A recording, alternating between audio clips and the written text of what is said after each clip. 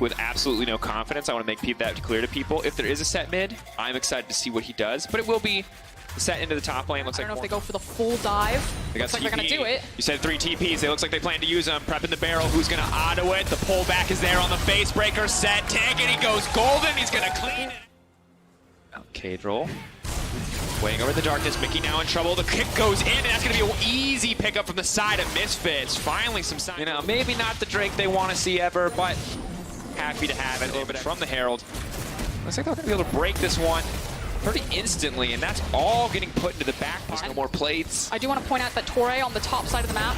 Yeah, so if anyone step forward, like B-Boy step for this Ocean. And Mickey is all utility right now. He maxed W. His second levels are going into his back. I think he was hoping to take someone with him, because let me tell you, when the Tomcat appears, you're like, oh, all right, they're going to defend the tower. And then when it's just the Tomcat, seems like both teams are just like, oh, you have more members, we respect that, we will walk away. Well, you might get a fight. A little on the nose, but we'll take it. Have you practiced your WWE calls? No. So Medic started doing that, and I was like, we can't. Our team now coming in. Mickey walking forward. Spooky Ghost are there. That's a slow Dan. Now Torre's in the middle of the team. That's a beautiful ultimate, but the Tomcat is there to stop. The Tomcat is there to deny. Featherman is waiting over the wall. Patrick sees him coming, though. He's going to flash backwards. They're going to take it. Patrick manages to get the Drake. He has the Black Shield on as well, but keep your eyes on B-Boy, because here comes the onslaught. Patrick next on the list, but Dan coming in. That's a clutch barrel. That's a triple kill, and now... He does have teleport. He could look for a flank. There he goes. Oh, and that's actually really good from Excel. Teleport is now committed here. I don't know if they're going to be able to find the fall fight. They have to commit. They've used a major cooldown if they want to win the falling fight. Torre's going to go over the wall. He's going to find the knock onto Dan. Patrick trying to buy as much time, but he doesn't have flash because of the last fight. But that was a horrible kick, knocking him right back to safety. Patrick still dealing so much damage, still finding 2 kills in this fight. Expect still alive, and oh, here we go, right in the pit. You do not want to fight this set. Featherman stepping forward. Haymaker going a little wide, trying too hard to be flashy with the predict. Finding will not connect. Set still alive for now. Expect trying to buy time, but Featherman finishes him off. Anything you can do, I can do better, but Cadril with the dunk down flag. Now flashes are coming back up for the side of Excel. In the next fight, they're going to be hugely favored to come out on top. But for now, they do have to play back. They do have to play a little bit safe and wait on those cooldowns, but Misfits are clearly in the lead. And I think a lot of respect Dan, though, those barrels are going to be huge. Can probably outdamage his might at this point in the game. Okay, here comes Lee Sen. Good bit of poke. Turret down on the top side. They're buying time. Are they going to back off? Are they going to stop DPSing it? No, they're full committing here. Redemption has been used. Torre trying to buy a bit more time. Stop, though. That's the Baron for Excel. Going down for Misfits. If what you say is true, this is going to be one horrible fumble in the top side, and then immediately around the Baron, Excel are back on top. In front of you, like they excel in those team fights. They have so much mobility. They have so many damage threats. Oh, Bella goes salty. He's going to lock every single member down, and now they're just going to shred through. Dan on a rampage. Featherman looking to lock up Cadril. Patrick trying to dissuade any further engage, but my God, set. You don't 1v1 a pirate. Definitely not outside of a pit. That's rule number 1. He now going in. Just going to walk him down. Denik trying to give him the tongue. Patrick running for his life. The third auto won't come in. Cadril wants to turn this entire game around because Patrick is still alive. Hope is still alive for the side of Excel. Mickey and Patrick. Featherman wants to step forward. He knows one combo will kill Patrick. Binding will not connect. That's a fake LeBlanc, but Patrick still untouched. 2v3. LeBlanc now the support to try to turn this one back. And Dan. Ooh, that was good. I like that. Just going for the barrels. Ulti is now going to be committed. Big Inferno Ball, half-healthing multiple members. B-Boy's still alive and well. Featherman still pushing on the bottom side. Expect. And the rest of Excel need to get back to their base if they want to defend this one. Well played by the side of Misfits, baiting them in just enough. And Excel honestly over-committing on this play as Featherman gets an uncontested inhibitor tower. And it's just really difficult to fights. Yeah. Outside of the Baron flash. Yeah, outside of the... Well, we'll just forget about that one. Down, but here comes the Abyssal Voyage. All right, either Set's going to die or he's going to get his opportunity for a highlight play. The pullback, the phrase breaker, looking for a little bit more. Here comes the Haymaker. The Lee Sin goes into the mid to it, but Expect is running for the hills, trying to buy a bit more time. Dan on the way in. 5 members already committed. The rest of it in. Critical ult. They're stepping forward, though. They're just going to tank the tower for this one. Maybe they can take down the GP. Cadril's been kicked back into the pit. He doesn't have enough time. He's just trying to slow them down. There's no way Torre can steal this one. But Dan has backed off. 1,600 health. Rakan not going to find it. Redemption for Razor because he secures that Baron. Now Misfits barreling down the top side of the map. Could be in trouble, but Dan's here.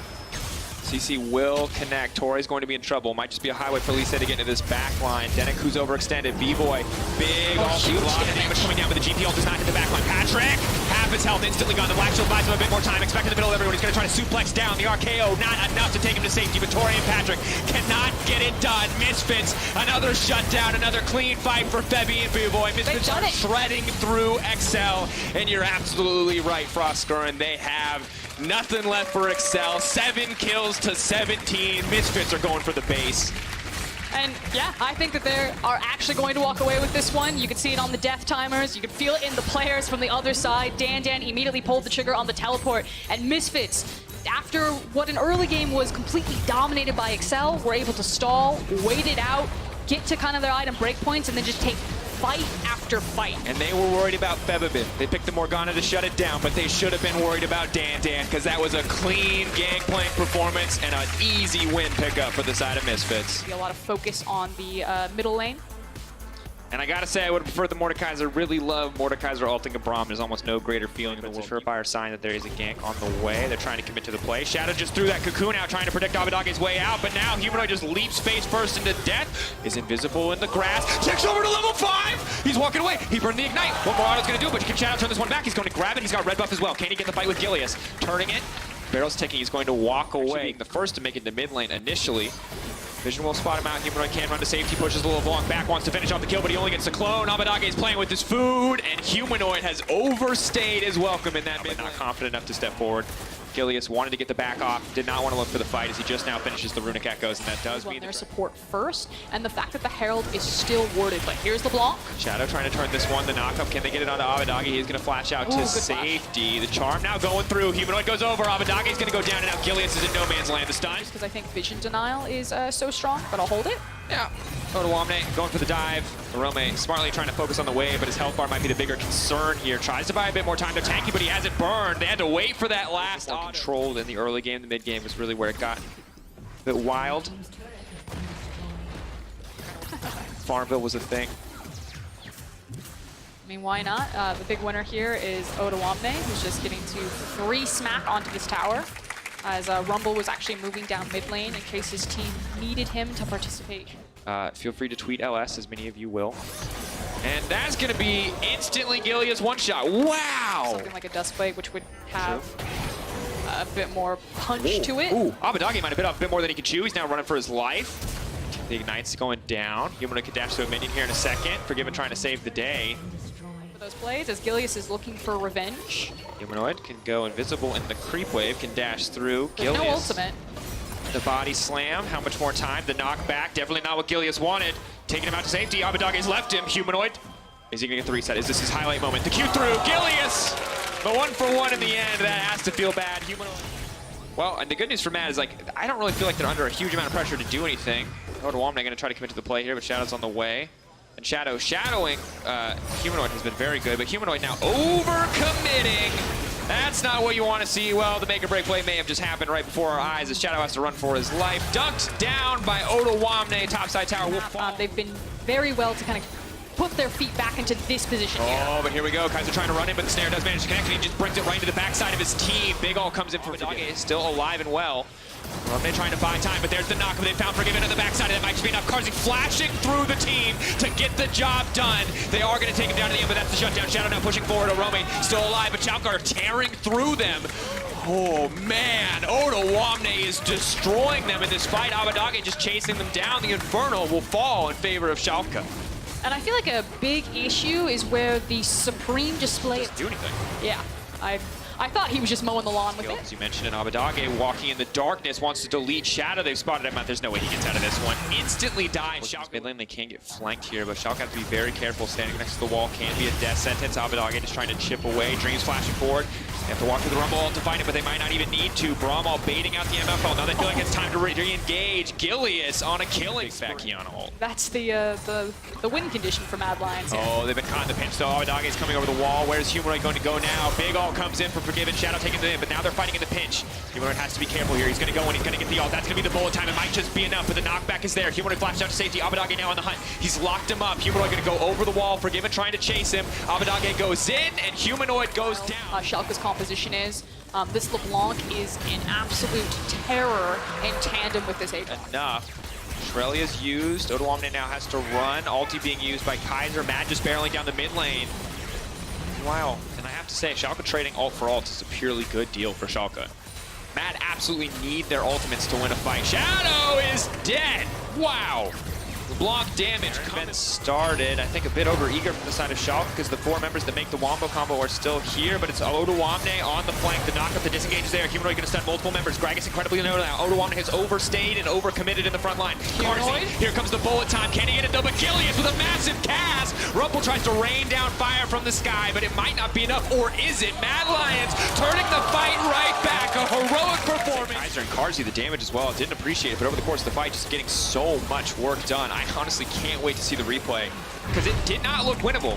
When Odoamne didn't die after that initial battle. Schalke just need to be a bit more aware about fighting on the vision. But here we go. Gilius instantly just deleted. They want this. They're going to get a Dragon Soul going down. Abadage trying to turn to Blanc and Kiana at this point is just like hard winning these fights because they just come in and they immediately delete someone. And the fights are so scrappy and so messy, like you are not getting to see the perfect execution that either team composition wants. It is literally just does Abadage or Humanoid press their buttons first or find their target first?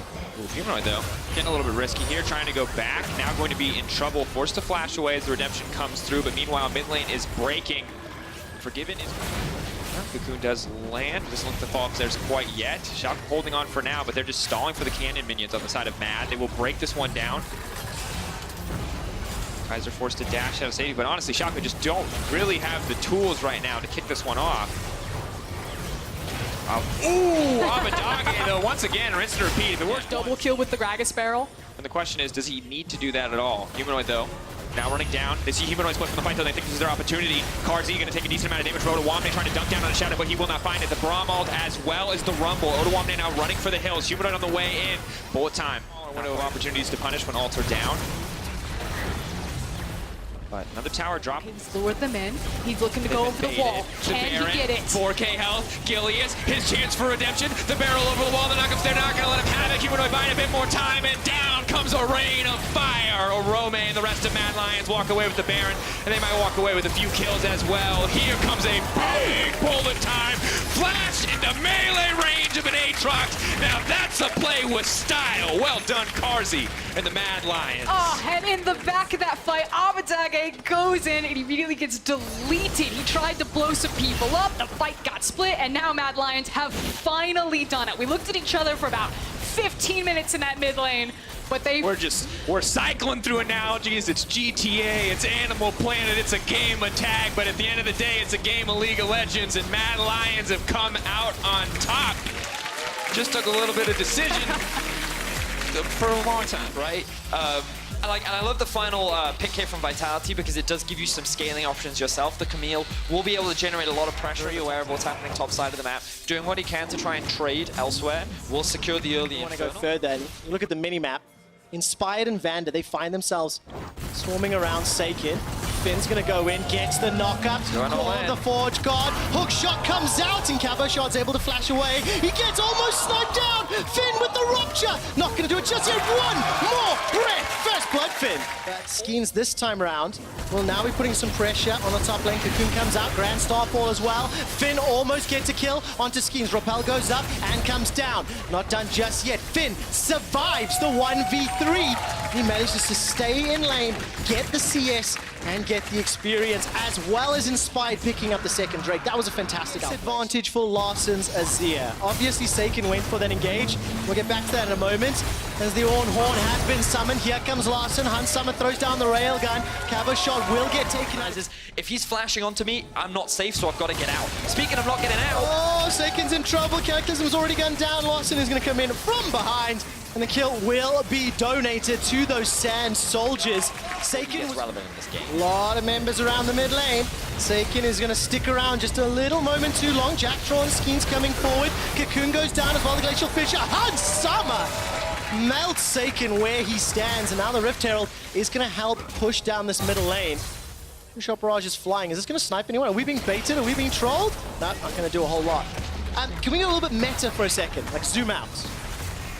Do you think Rogue are doing good things as a team, or just individually are outplaying what Vitality's doing to them? They're individually outplaying them right now. Like, don't get me wrong. Deeper understanding of how I feel about Rogue, because They're very hyped coming into the split, and Hans Sama uses a stopwatch to stay alive. Finn channels and completes the teleport. They're not done yet. Continuing to chase under Seiken. He gets chunked. He gets locked down. The Bellows Breath not needed just yet. Hans Sama finds another.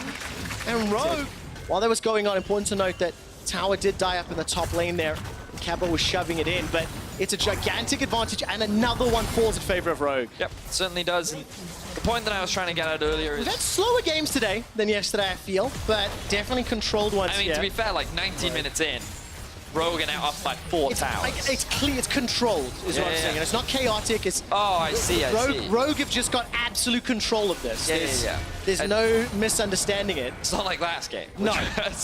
I do have quick stats you're going to appreciate, Vedius. Hit me. So we were praising Larson and saying he's smurfing on kids and he's playing exceptionally well. Do you know he can play a side lane at some point? And there we go. We're going to look at. All right, 2-on-1 here. Aiken's going to come in. They're going to interrupt. The Ornhorn support coming down. A lot of damage on the Seiken. Remember, all Finn has built his armor, and all Seiken and Cabo can do is physical damage. The Rupture comes out. Seiken not going to be able to find the Comet Spear. Finn continues to run for his life as he tags the Gromp. Now the Gromp is going to be helping onto Seiken. The Gromp is enlisted. The hook shot comes out. Bellows Breath not going to be enough. And finally... shots TP'd in from behind. Hextech Ultimatum not available. Jack Troll caught out and taken down. Numbers advantage evened out. Now Inspired is in trouble. He's forced to flash over the wall. Rogue have caught Vitality on the wrong side of the river. And they are not going to run away right now. Rogue are not willing to concede the pit, and instead stepping all the way forward. Cop has flash available. Used the Arcane Shift and escaped over. Very good blast cone. A little lucky timing on that one. And Finn, by the way, respawned, teleported in. Ocean Drake secured. Okay, well, if we create pressure on one side of the map, obviously we can trade it for something like a Baron. Inspired. That drops him real low. Real low. And Vitality had interrupted the Baron. Not available on Cabo Shot. It looks like Vitality's just going to commit to this split push. All right, Jack Troll's a few seconds away for the quickness. Skeens getting tagged up by those Sand Soldiers. Vander's got the ultimate in the wall available. Throws down the ulti. Call of the Forge God. They want to keep the Spider outside of the pit. What goes up must come down. Skeens goes not looking at like being a challenger right now. If anyone's looking at the screen, you can join Yankos on PGL tonight, where he's going to discuss Motivation Work Improvement Team. I wonder how many people still know that meme. I don't know. It's old, man. It's old. It is an old one, but I'm an old guy, so... I mean, it's true. Well, we'll see how it works out. That's G2 versus OG, match of the week a little later. Rogue uncontested. Look at the mini-map. Seiken and Cabo are trying to push. What are you guys trying to do? Your base is in shambles. Call of the Forge God is available. Rogue may just want to go for another push. Look at this. The turret is going to fall down on the Nexus. Now all 5 members of Vitality are around. But they can't do anything. They're so far behind. The Ornhorn has been summoned. And that's an easy double kill for Hans Sama. We'll follow up with another, as Larson is now on a killing spree. 4 quick kills. As Cabo is now left standing.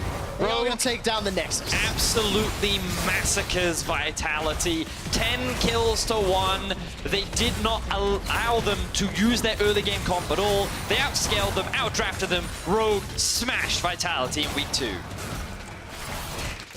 A little early on my move, but I like it. It's not easy. Okay, Wait, okay. On mid. When the new GP came out, it would be barrel mechanics, and that was like a legitimate thing that we used to talk about. So on Killy's first ever game. I hear the sirens in the background, Quick Shot. He wasn't expecting that. But here we are, the mid lane game. All right, Nemesis does get caught out, doesn't flash quickly enough, and Trick is able to respond. On the other side of the Gangplank ultimate and still hit the opposition. Oh, really nicely done from Hilly. Now they just use the Hex Smash over the wall, but to his death in stats. Kills plus assists at 15. Selfmade was second best of the junglers to 7th for Trick, but he stopped. Look for roams with his ultimate and have it available as often as possible. And we'll see how often he makes these plays happen as we see another play happen in the mid lane. We do indeed. Tower First Blood was picked up by SK Gaming. Hilly saying, I think, predicting the flash didn't work out. Now Trick manages to arrive, throws down the threaded volley.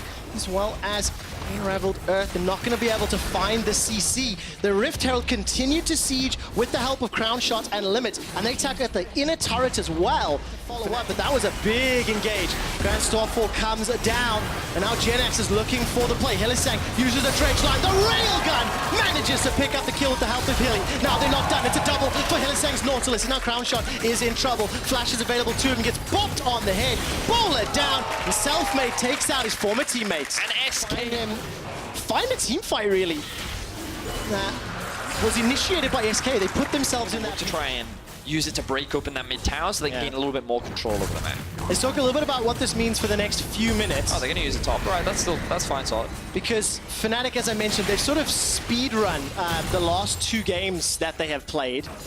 Win time 20:59. First Baron 23-40 chance, I think, because it looks like Whippo is making his way around for a potential flank, hasn't done. The engage just here. That's a massive engage from Fnatic. The brawl will stop the Orn Horn. Limit forced to flash away, but it's Whippo that goes down. He's caught in between 5. Fnatic could a lot of summoner spells, so it's not going to go as cleanly for them the next time around, but we see Whippo TPing back in. All right, it is. It's so much damage on the GenX. He's starting to go low. Whippo steps forward. He's not going to be able to find a kill just yet. Knocked backwards. Finally takes one down. GenX is sent packing. The cocoon from Selfmade is not going to be able enough damage to follow on the trick. But here comes Nemesis.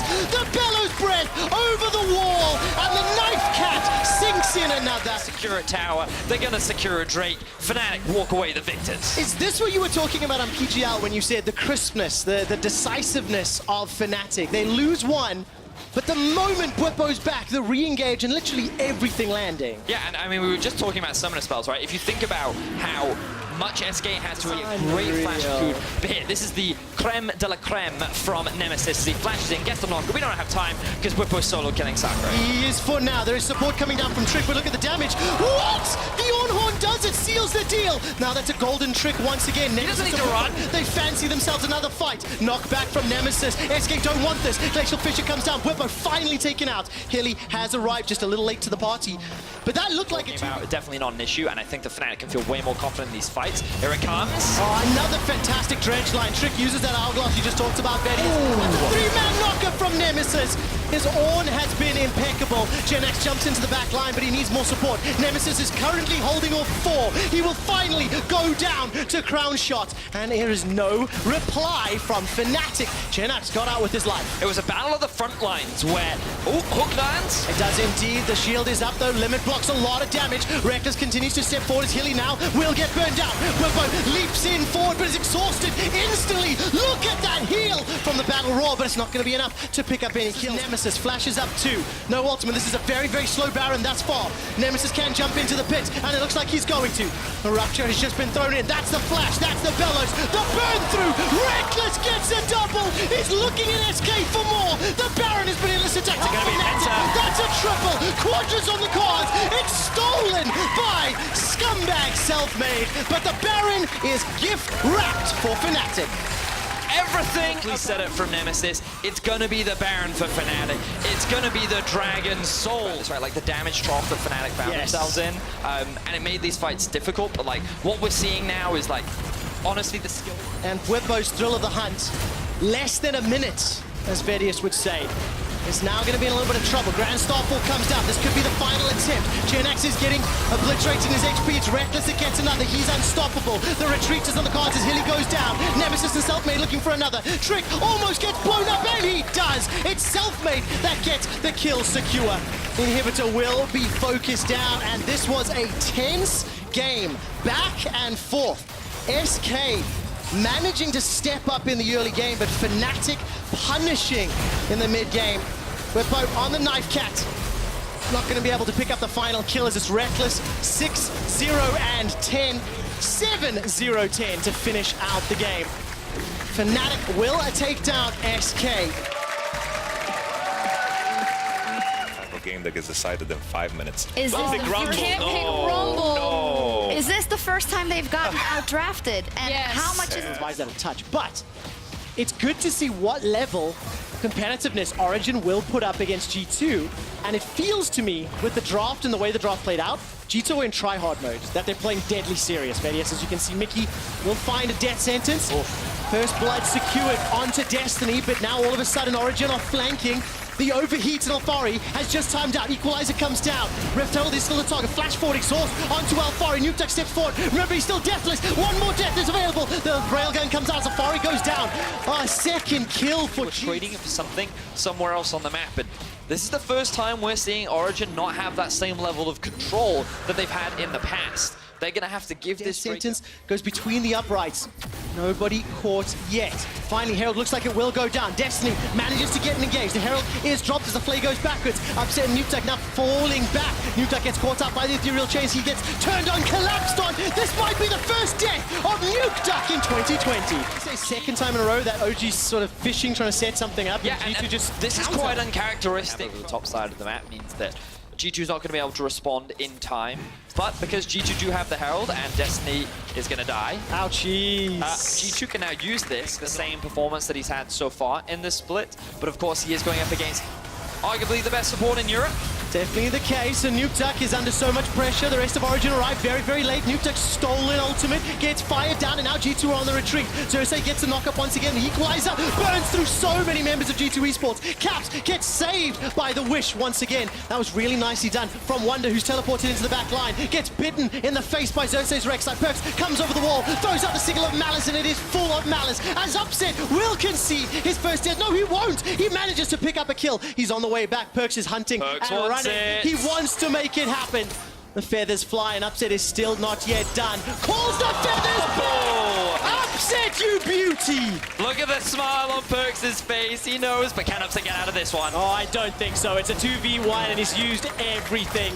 G2 By disengage and overall being very obnoxious. Such great heads-up play from Upset to position. 4-0-4 as it stands. Now Nukeduck is jumping onto Wonder. Jankos is waiting nearby, and here comes Alfari.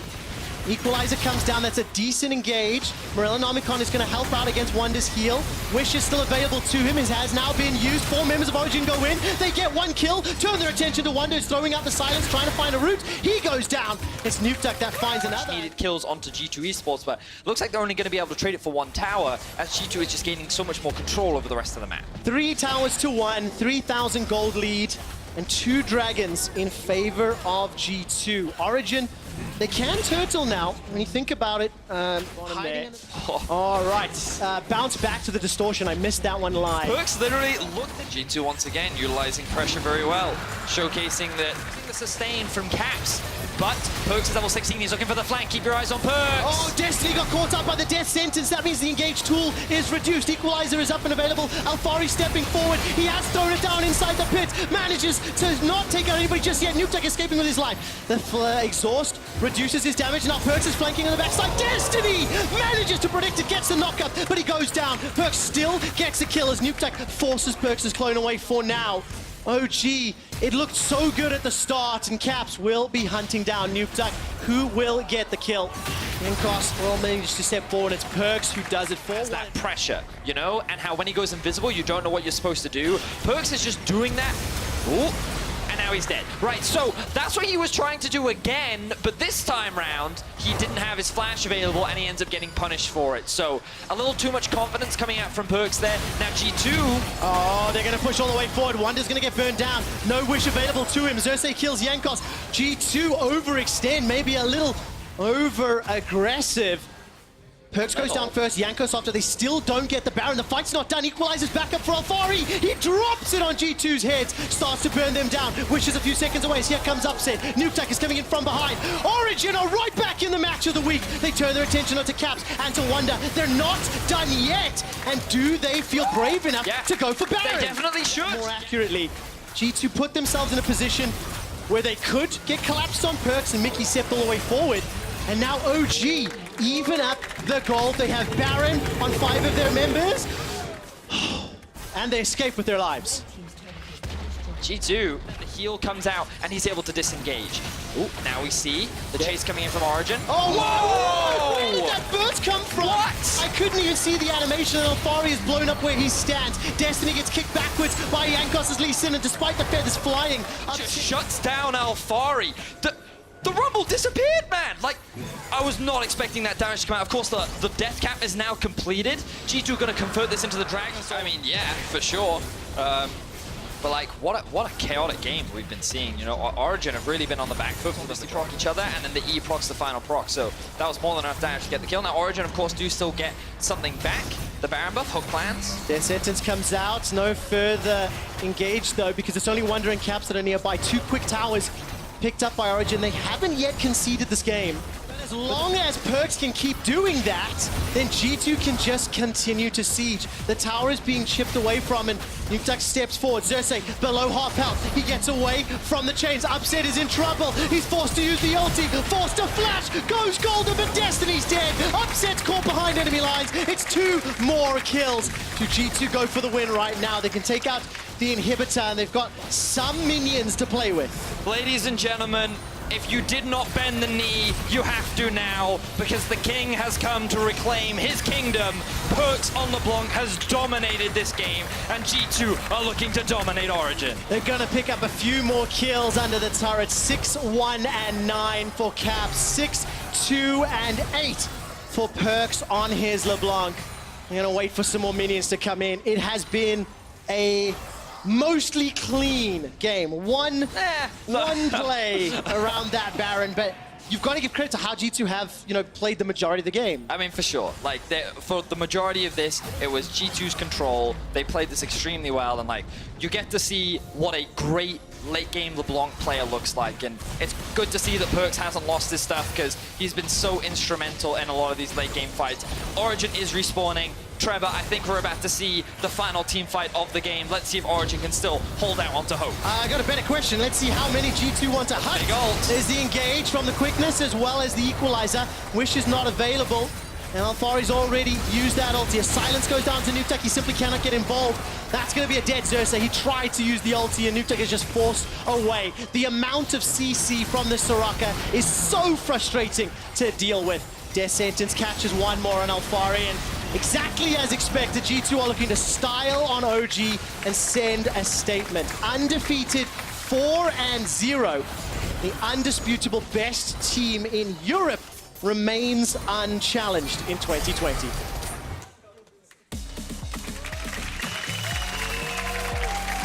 The standings. Perkz already talked about it a little bit, saying how, well, Fnatic is quite a strong team. Rogue is always in your mind, Jankos. Who do you think could have the biggest potential to challenge G2 in spring? Well, I mean, definitely for now, I have to say Fnatic, because with the addition of Selfmade, I feel like they are a very strong team, very dangerous team. What's different about them with Selfmade? I mean, I guess Nemesis likes Selfmade more than Broxa. That's the main difference. So they probably just play together better because they communicate, maybe. Maybe they didn't talk